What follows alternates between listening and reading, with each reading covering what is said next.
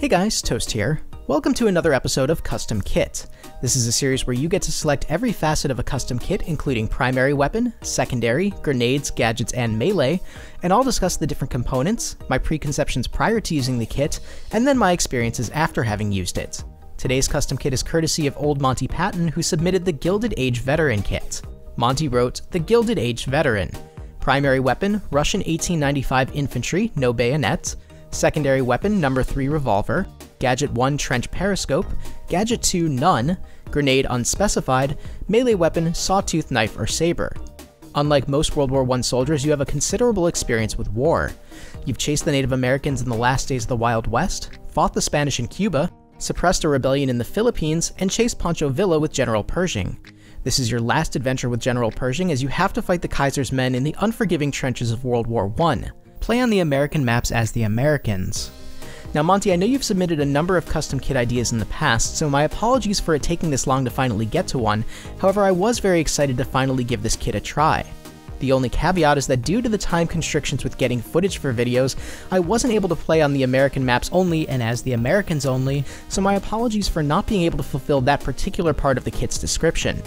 As for melee, I didn't have the sawtooth knife or saber unlocked yet, so I went with the US trench knife, and since no grenade was specified, I just went with either a standard frag or stick grenade. As always, let's first discuss each of the different components of the kit and how each one influenced my tactics going into this, beginning with the Russian 1895 Infantry variant. The Russian 1895 is a weapon that I actually quite like for the Scout class due to its high muzzle velocity and the particular range of its sweet spot. When it comes to variants of the Russian 1895, the trench variant is technically more close-range oriented due to the higher rate of fire, but I do still enjoy the infantry variant for mid-range shooting. Compared to other infantry variants, the 1895 infantry variant is pretty middle of the road statistically, with a moderate rate of fire, small magazine size, high muzzle velocity, and medium reload time. I knew that I was going to have to prioritize headshots and already weakened targets as much as possible, because the sweet spot for this particular weapon is more tuned to the sniper variant, so I was only going to be doing around 80 to 90 damage to most targets if I didn't get a headshot. Obviously, the weapons of pretty much all other classes were going to be as, if not more effective at the close to medium range that the infantry variants are designed for, so I was planning on playing a cautiously aggressive style, sticking close to my teammates for support when possible, and trying to pick at medium range targets.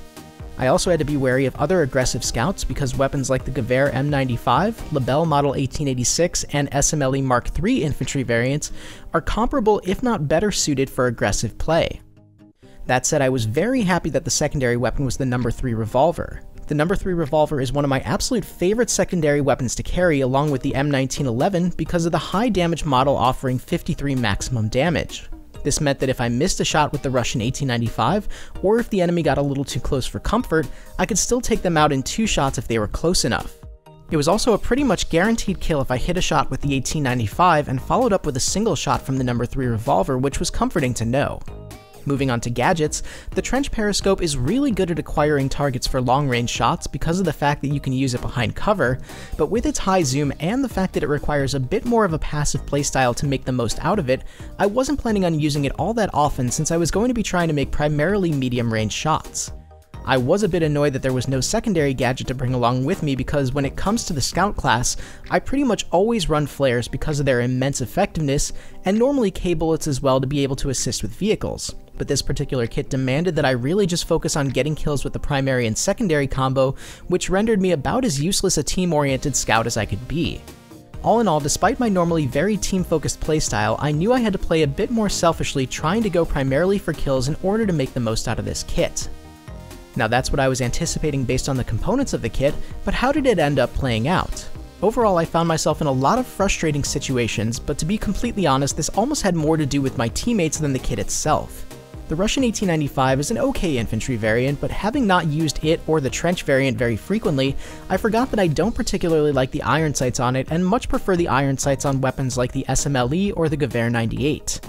Headshots are an absolute necessity as I had anticipated, and because of the iron sights being less than ideal for me personally, I found myself getting a lot of hit markers requiring either a follow-up shot from the 1895 or a swap to my secondary weapon to finish off the target.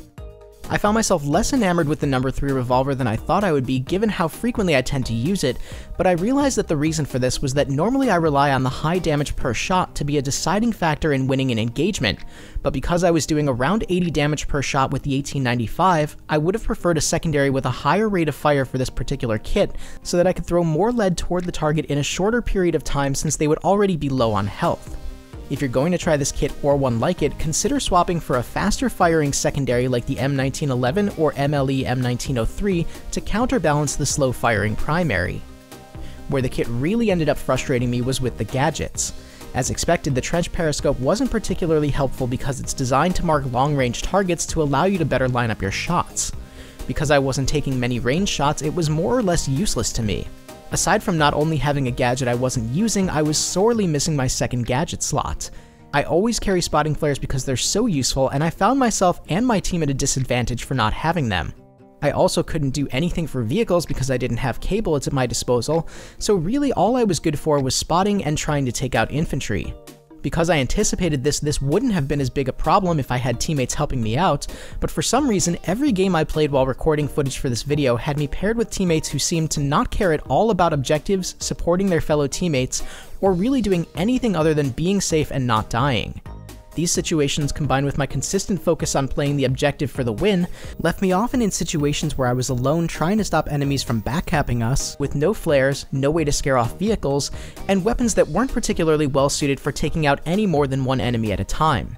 Should you decide to try out this custom kit, I highly recommend that you have at least a handful of competent teammates to help back you up, since being the sole player trying to focus objectives with this kit is going to leave you in an often precarious situation. Thanks again to Old Monty Patton for submitting this custom kit, and if you'd like to see one of your own custom kits featured in a future episode of the series, please leave a comment below with the details of the loadout, and I'll select one for the next episode. If you submitted one on a previous video that didn't get picked, please know that they're still in the running, but always feel free to suggest a different one as well. If you see a kit in the comments that you think is interesting, please leave a thumbs up on it. If you liked the video, please leave a like, and if you want to see more content, please subscribe. Thank you guys so much for watching, this is Toast, and I'll talk to you soon.